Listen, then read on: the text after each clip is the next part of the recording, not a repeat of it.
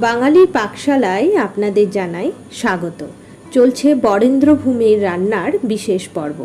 আজ রইল চতুর্থ পর্বের রান্না।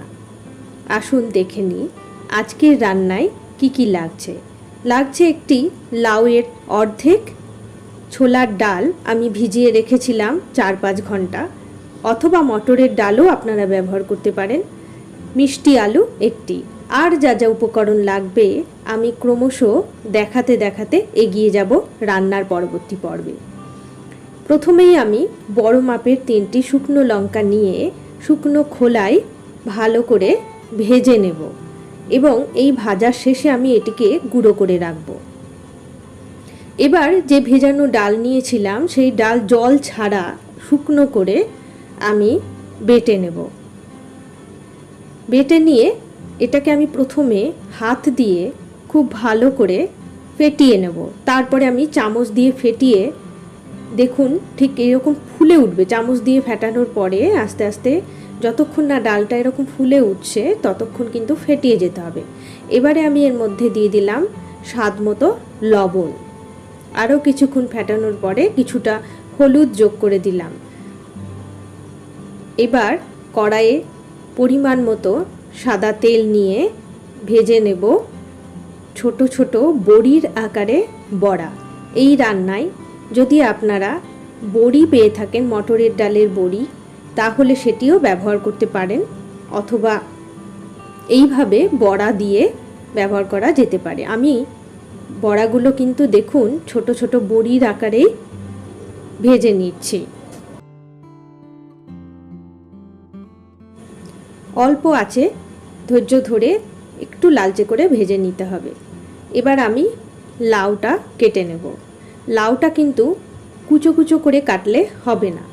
লাউয়ের খোসাটা পাতলা করে ছাড়িয়ে নিয়ে আমি দেখিয়ে দিচ্ছি ঠিক কিভাবে কাটবো। এইভাবে লাউগুলোকে প্রথমে বড় ফালি কেটে নিয়ে তারপরে আমি সেটাকে লম্বা করে কেটে নেব। মোটা মোটা 1 আঙুল মতন, 1 আঙুল সাইজের লম্বা হবে। আমি মিষ্টি আলুটাও খোসা ছাড়িয়ে ঠিক ওই রকমই লম্বা আকারে কেটে নেব। রান্নাটি যেহেতু একটু ঝোল ঝোল হবে, এখানে সবজি যদি খুব কুচো করে কাটা হয় তাহলে কিন্তু মাখা মাখা হয়ে যাবে। সেই টেস্ট এবং সেই সৌন্দর্য, রান্নার একটা দেখার ব্যাপারও তো আছে, সেটা তৈরি হবে না। এবারে কড়াইয়ে আমি তেলের মধ্যে তেজপাতা, শুকনো লঙ্কা আর মেথি ফোড়ন দিয়ে দিলাম। ফোড়ন থেকে সুন্দর গন্ধ বেরোতেই আমি কেটে রাখা লাউ, এবারে দেখতে পাচ্ছেন নিশ্চয়ই লাউগুলো ঠিক কিভাবে কেটেছি, এবং মিষ্টি আলু দিয়ে বেশ কিছুক্ষণ কষিয়ে নেব। প্রায় জল ছেড়েই আসবে, জলটা, কচি লাউ আছে, অনেক জল ছাড়বে। জল ছেড়ে যখন প্রায় মজে এসছে তখন আমি স্বাদ মতো লবণ এর মধ্যে যোগ করে দিলাম। যদি পরে প্রয়োজন হয় আমি আবার লবণ যোগ করব। জল বেরিয়ে কমে গেছে সবজির পরিমাণ। এবার আমি একটু হলুদ দিয়ে দিলাম। হলুদ জলে গুলে দিলে দানা দানা গোটা গোটা হবে না।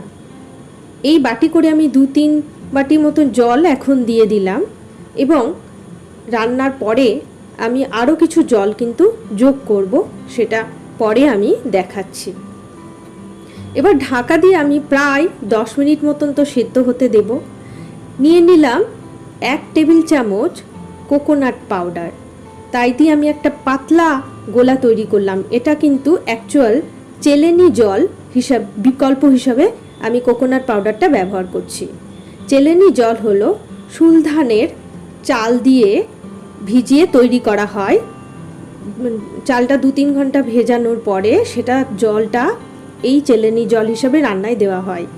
বিকল্পে আমরা পাতলা করে নারকেলের পাউডার মেশানো জলও ব্যবহার করতে পারি। এইবার আমি পরিমাণ মতো চিনি আগেই মিশিয়ে দিয়েছি, দেখেছেন আপনারা। বড়াটাও এর সঙ্গে মিশিয়ে দিলাম এবং ঢাকা দিয়ে আর কিছুক্ষণ, খুব বেশি টাইম নয়, নামানোর ঠিক আগেই আমি প্রথমেই যে শুকনো লঙ্কা ভেজে রেখেছিলাম সেই যে বাটাটা, সেইটা এবারে মিশিয়ে দিলাম। খুব ভালো করে চারপাশ ধরে নেড়ে নেব যাতে কোথাও লেগে না যায়। বেশ ঝোল থাকতেই নামিয়ে নিলাম। তৈরি হয়ে গেল লাউ ঝোল। আজকে রান্না অত্যন্ত উপাদেয় এই রান্নাটি কেমন লাগলো লিখে জানান আমাকে। ভালো থাকবেন সকলেই।